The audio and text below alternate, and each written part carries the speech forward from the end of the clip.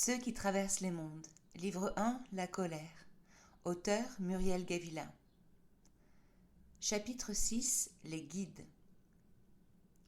Les 7 guides et leur grande guide formaient un cercle sous l'ombre d'un énorme eucalyptus arc-en-ciel. L'arbre majestueux, bien réel dans le monde des Scilly, était placé au centre de la projection d'un temple humain bouddhiste.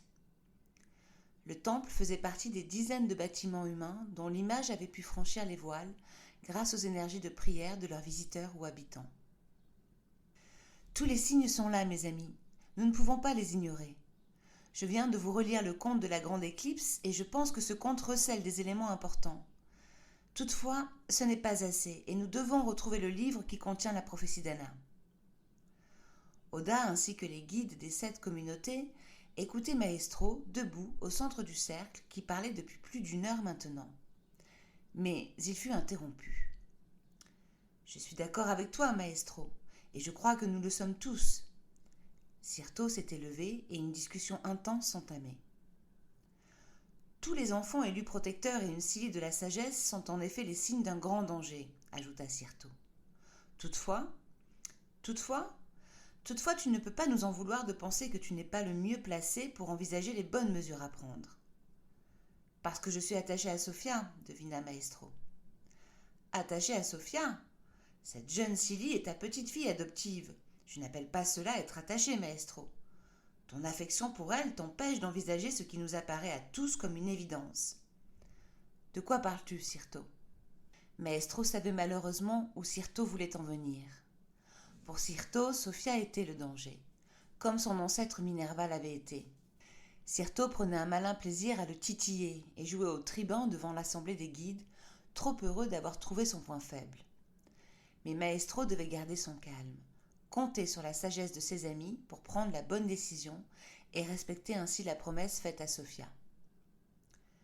Tout simplement de l'éventualité que Sophia soit le grand danger. Nous y étions. Sophia est une Scilly, élue par la lumière. Elle ne peut pas être le grand danger. Ce que tu dis est insensé, Sirto. Sophia est une orpheline, Maestro, et tout laisse à penser qu'il s'agit de la fille d'une Scilly bannie. Je suis désolée, mais elle n'est pas des nôtres, elle ne l'a jamais été. Maestro dut prendre plusieurs inspirations pour calmer ses nerfs et répondre de manière posée. Connais-tu tous les arbres généalogiques de toutes les Scilly, de toutes les communautés ? Sinon, comment pourrais-tu avancer qu'elle n'est pas des nôtres, Sirto ?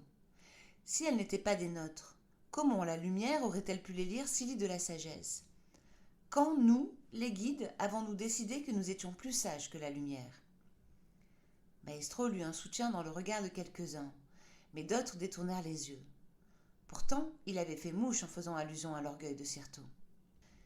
La lumière nous teste parfois, chers confrères, pour nous pousser à évoluer, et il est plus que probable que l'élection de Sophia soit le plus grand défi de notre génération. Comme il l'a été pour nos ancêtres, qui ont combattu la folie d'une autre Scilly de la sagesse, Minerva, la destructrice des voiles. La folie d'une seule Scilly de la sagesse. Dans tous nos écrits, Trio, ton ancêtre, est le seul à avoir décrit les errances de Minerva. Dans aucun autre livre, il n'est fait mention d'un danger inhérent aux Scilly de la sagesse.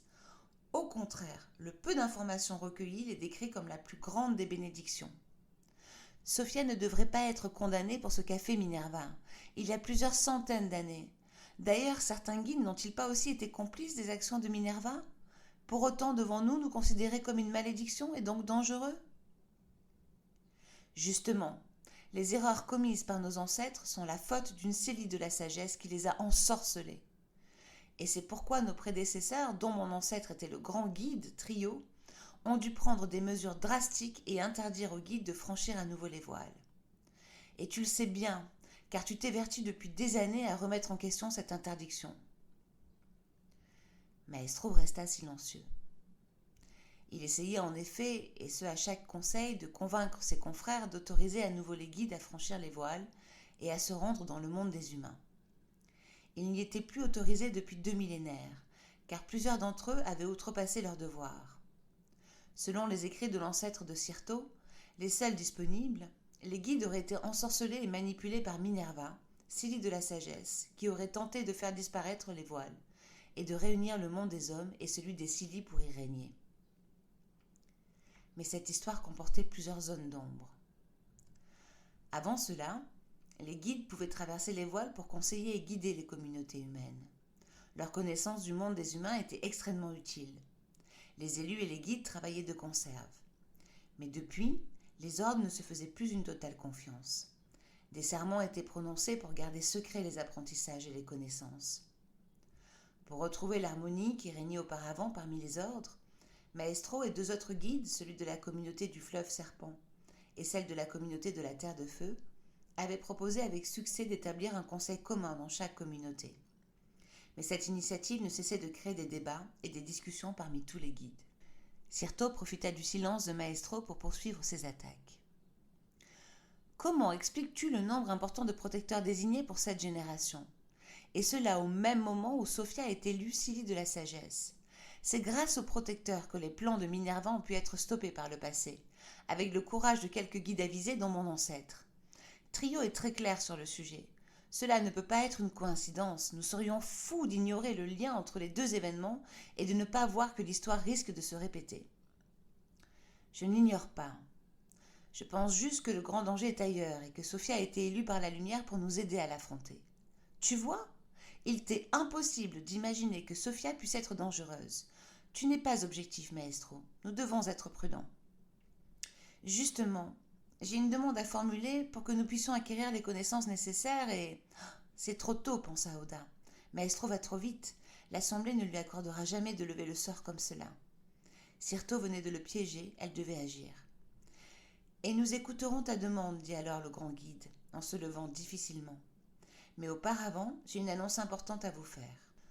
Oda attendit que Maestro et Sirto se rassoient respectueux, et elle poursuivit. Vous l'avez tous constaté, mon énergie diminue, et je sens que la lumière me prépare à la rejoindre. Oh, ne m'enterrez pas trop vite, je ne suis pas encore tout à fait prête à partir. Mais je suis prête à passer la main à celui ou celle que vous désignerez comme nouveau grand guide de notre ordre.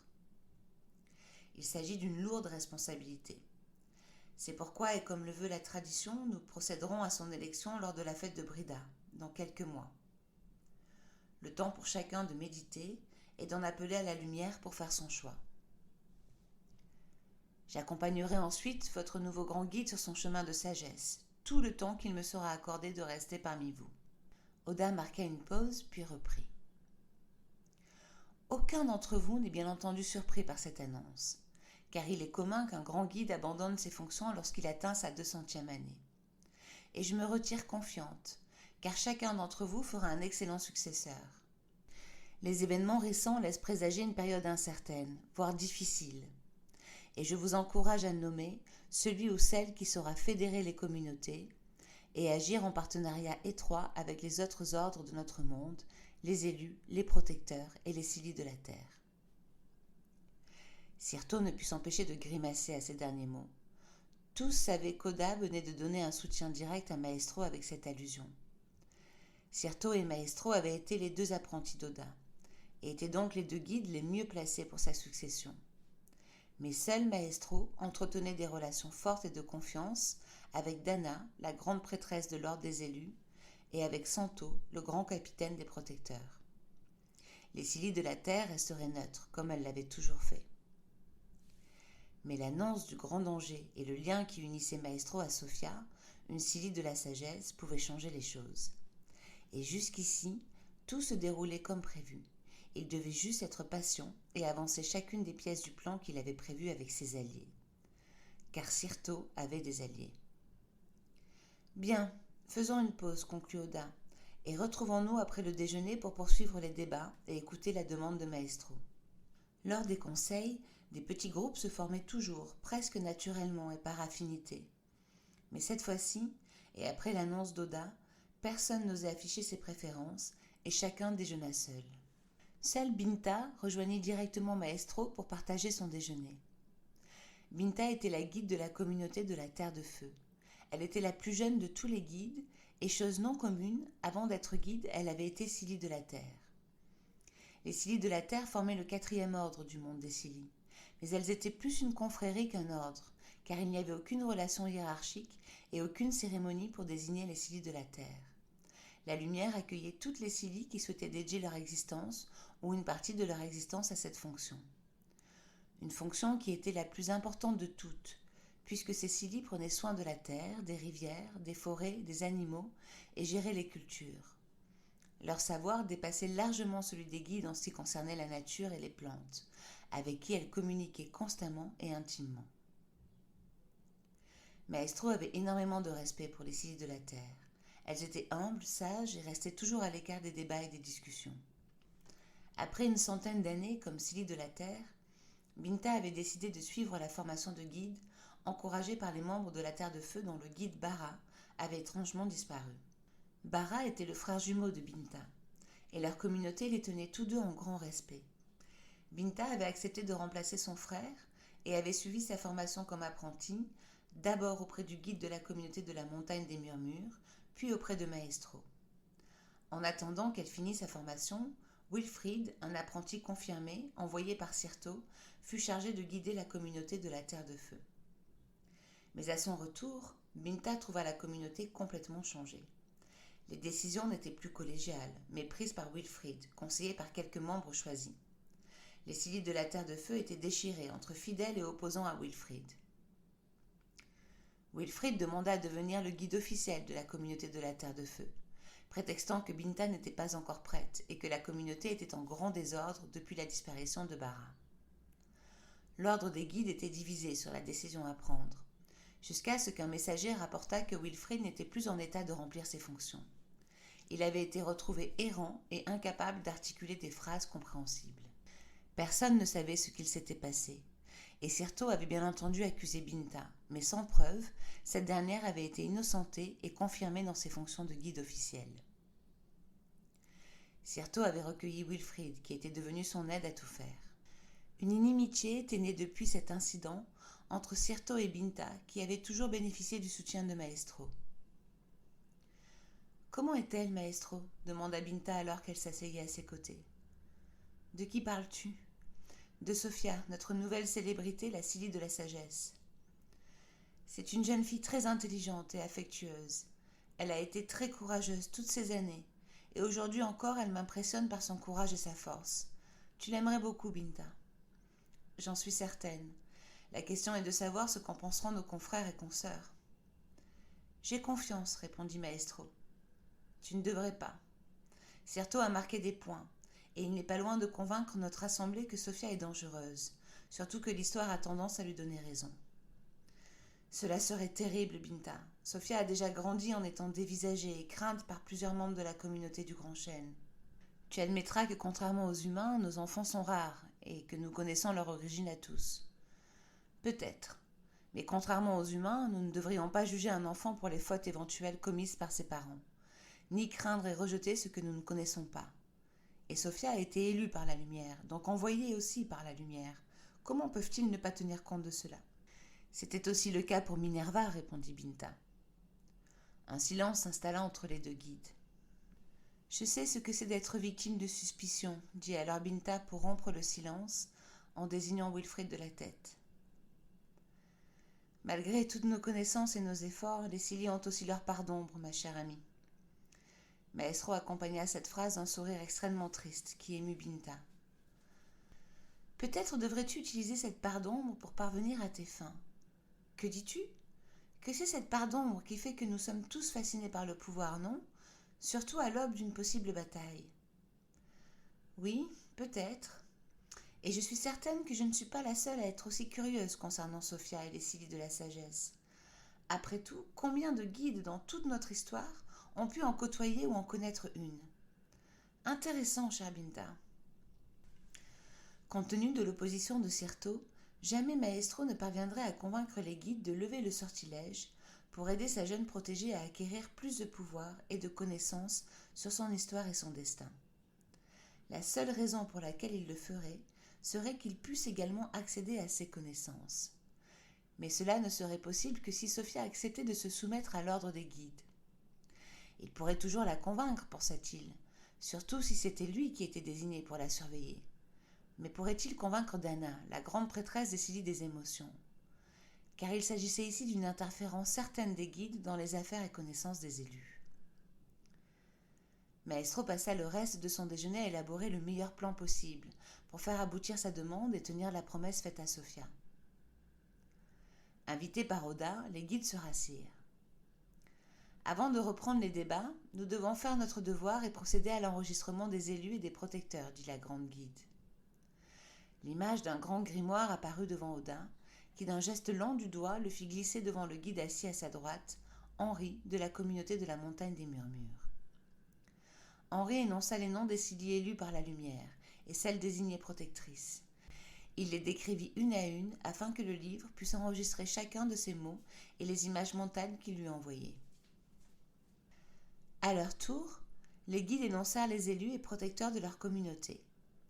Maestro fit un portrait détaillé de chacun des enfants désignés par la lumière. Il ne voulait pas être accusé d'en faire davantage pour Sophia. Il marqua toutefois un court silence avant de prononcer son nom. Puis d'une voix claire, il relata devant une assemblée attentive l'élection de Sophia par la lumière, la marque dans son dos et la découverte de son temple. Il marqua à ce moment de son récit une longue pause afin d'attiser la curiosité de ses confrères et consoeurs sur ce que contenait le temple et s'assurer à coup sûr de leur déception intense quand il mentionnerait que le temple était vide des livres sacrés, retenus par un sortilège mis en place par leurs ancêtres. Le livre restait suspendu aux lèvres du guide, puis une phrase courte s'inscrivit rapidement sur la page à moitié remplie. Le temple était vide. La déception fut bien visible sur chacun des visages de l'assemblée. Maestro venait d'avancer sa première pièce. Binta sourit et félicita intérieurement son ami. Attiser la curiosité et la soif de pouvoir des guides était la bonne stratégie à suivre. Le récit des élections et désignations continua pour les 3 communautés restantes. Le temps passait et tous les guides tentaient de prendre leur mal en patience avant de pouvoir enfin poser leurs questions à Maestro. Enfin, le livre se referma pour disparaître comme il était apparu.